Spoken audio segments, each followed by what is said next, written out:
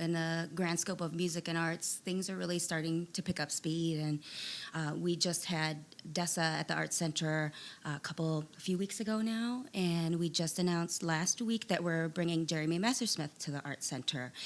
That's May 18th, and that includes supporting act Dan Rodriguez and local musician Sam Butterfast. So it's kind of this evening of the singer-songwriter, which is pretty cool. And we also see other people stepping up and working to grow the arts community. There are things going on like Rochester Fest, which is happening at the beginning of June. There are places like Pure Rock Studio where Rochester Fest will be.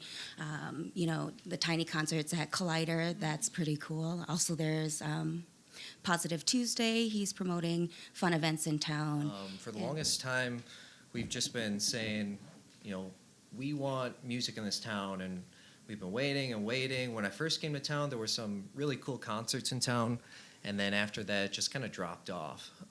So we felt, there's probably other people like us that want bigger acts, want more acts, all that type of stuff. So we're like, you know what? We're not waiting anymore. We're just going to do it. We're going to try it. We'll see what happens. We've never done it before, but we could probably figure it out, right? So, I think with these first concerts we've done, it's kind of been a test to see who's going to come out. Are people going to come out? And first 2 shows of 2018 been sold out, so it's good to see that there's more people like us. That was something. We talked about it for like 5 years about trying to do something, and then Johnny was like, you know what, I want to get involved, and let's just do it. Let's actually start doing it. And we still took our time with it. We took like a year almost, and just did research. Went around, interviewed anyone that's ever put on shows in town and stuff, and figured out, what worked, what didn't, that kind of stuff. What kind of things are more popular than others? We wanted to do as much research as we could, but like you say, you just got to get out there and do it. We could have planned forever, and we've completely done 180s from what we thought then. So it started off originally as similar to a lot of other companies, I guess, where we wanted to do events in town. We wanted to bring live music to town. And so originally it was just thinking we were going to be a concert booking and promotions company. But then from that, we kind of wanted to find a way to involve the community more, make it more community driven, not just us throwing parties and who we want to see and who we think would be cool, as much as fun as we think that would be. And but yeah, figured we should probably involve the community. So we actually, through the website, developed a whole way for you to sign up and become a member, and then we have different tiers and package levels and stuff to incentivize our different levels. We still wanted to have a way to help you have your voice heard a little bit more. So we developed a voting platform as well.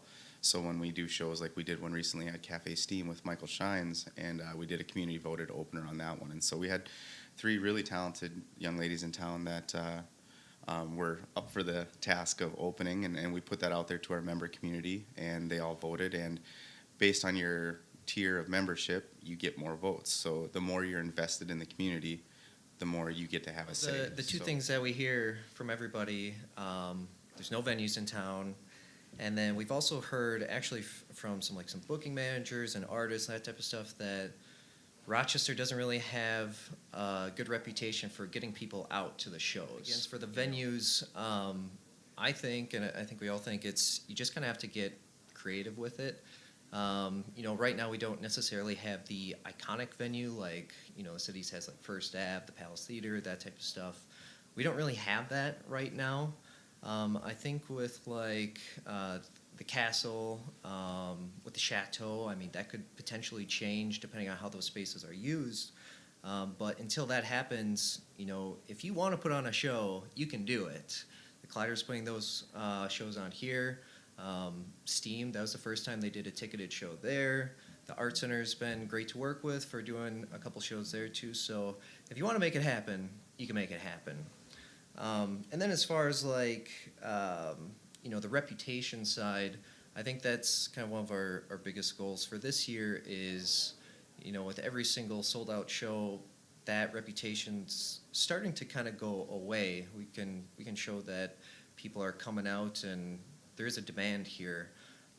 So it's a lot of work, but it's a lot of fun, and we're seeing progress this year, which is really cool with 2 fairly big Minnesota acts. So I think our ultimate aim is, just to make this city a place where you can see great live music, on a bigger level. One thing that we have to do to achieve that is to be able to prove to musicians that, hey, Rochester is a viable option to book, and maybe not only that, but a desirable one.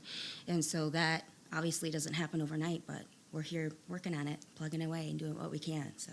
And even though we're doing, are going after those maybe higher level acts, like you say, but we always feature local artists. That's one Yes. thing that we don't That's really negotiate on. important to us. We do hear that from artists sometimes saying, like, I'll be carrying my own support, so no need for openers.